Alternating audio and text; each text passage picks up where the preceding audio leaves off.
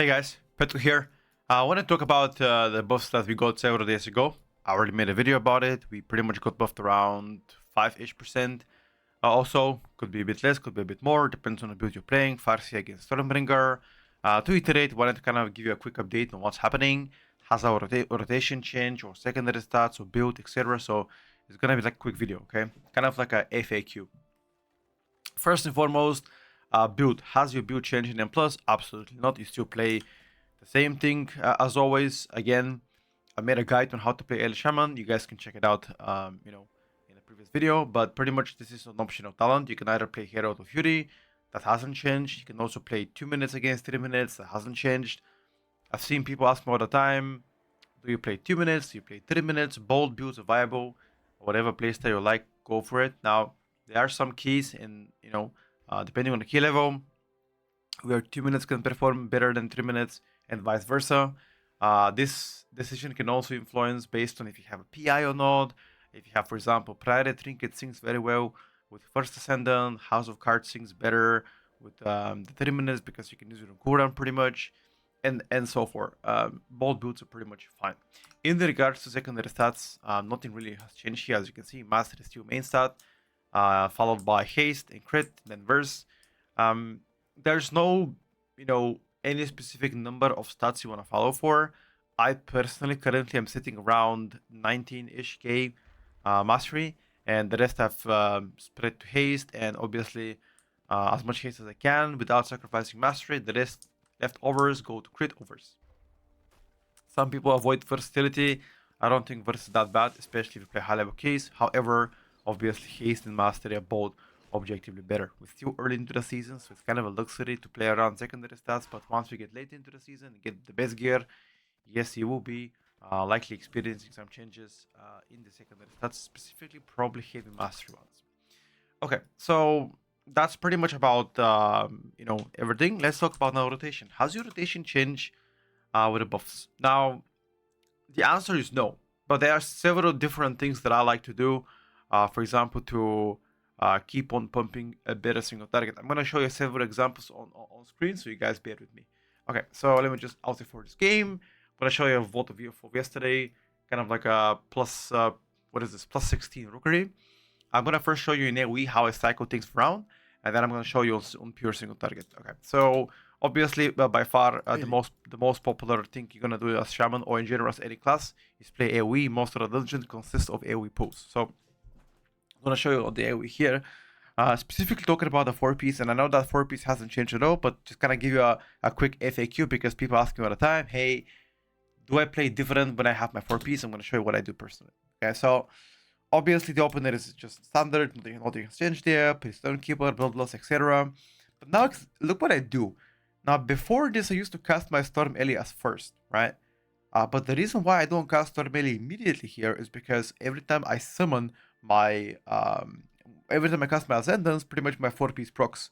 And that 4-piece, I suggest you have a weak out to track your 4-piece. You can use anyone. There's like a public ones out there, like 1,000 of the. That's what I use myself. If you like to have the same one as I do, all of the weak outers on screen are for free and they're on Discord. Links below. So as soon as I get close to consuming my my 4-piece, I'm gonna immediately summon my elemental and extend the 4-piece, pretty much like guaranteeing myself to get a much better burst. Obviously, I sacrifice some early haste because of my elemental, but people will say that I only play 2 minutes because I get a PI. Most of the time, I don't get PIs. As you can see, either DK or the mage gets a PI. There are some occasions where I do. If they're out of range, please give it to me. But other than this, I don't. So as you can see, you can still do great numbers with known PI, 2 minutes. That's what I do personally. Yeah, I'm just gonna fast forward. For example, any random pool. Let me check. I can show a single target in a bit. Let me just check another example of Master AoE. Okay, that's a good example here too. So we kill this pack, we go to the next pack, as you can see. Again, 2 minutes, and I'm gonna play it again around my 4-piece. This time around, I don't really have my elemental, so I have no other option but like play around it, I guess. Yeah. But as you can see, Ellie does quite well even without a PI, because people always speculate, oh, high damage, only PI, blah blah blah blah blah. You You can still do crazy damage even without PI. And I'm gonna show you now pure single target. I think last boss is like pure single target. This is the first boss. Sorry, the first button, as you can see. On the pure single target, I like to spam a lot of lightning bolt, especially doing my 4-piece, because lightning bolt now is buffed on top of the lava burst. I like to spam that a lot better, even if I get close to like capping maelstrom sometimes. Like as soon as this is available, I like to spam as much as possible lightning bolt and lava burst, even to the point where sometimes I get to 150 mastery. Obviously, sorry, 150 maelstrom. Never overcap never overcap maelstrom, but try your best to play around the 4-piece as much as possible. You know, that means during that window, you want to cast as many lightning bolts and lava bursts as possible without trying to be max capped. You know, obviously, if you are already sitting at 150, spend your maelstrom, but just keep that in mind, okay? As you can see, I delayed my ascendance here a little bit because I summoned my Storm Elemental. And then as soon as I summon my Storm Ellie, I already have the stacks from the haste. And now I pop my ascendance exactly during the burst and press my potion. There we go. And now from here onwards, as you can see, now I'm going to spam a lot of lightning bolts. Here. A lot of lightning bolts here. Tempest and lightning bolts. And I'm trying my best to really spam the lightning bolt.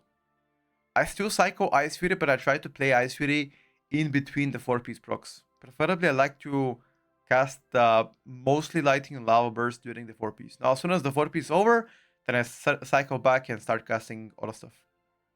Again, the whole idea here is to never stay overcapped, okay?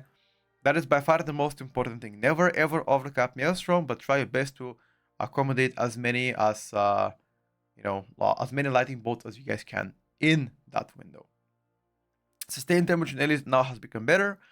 The best case scenario here would be to try your best to move during global cooldowns. That means, let's say, if you need to position from, let's say, from this point to that point, I would like to position this by casting any abilities. In that case, for example, look at this. I moved left and right. I casted my Ice Fury. I casted my Frost Stroke, etc. You know. Oh, speaking about Frost Strokes, people ask me all the time, do I cast Frost Strokes on single target? The answer is absolutely not.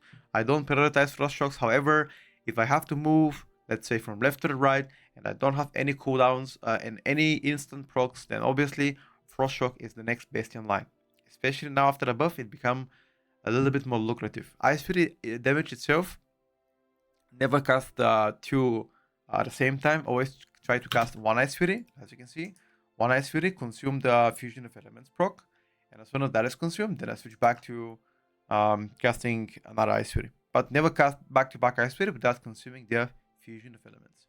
I think that's pretty much for everything. I try to cover the most important things, so far. So if you have any questions, let me know in the chat. I'm gladly gonna answer it. But I believe that's the most important FAQ so far.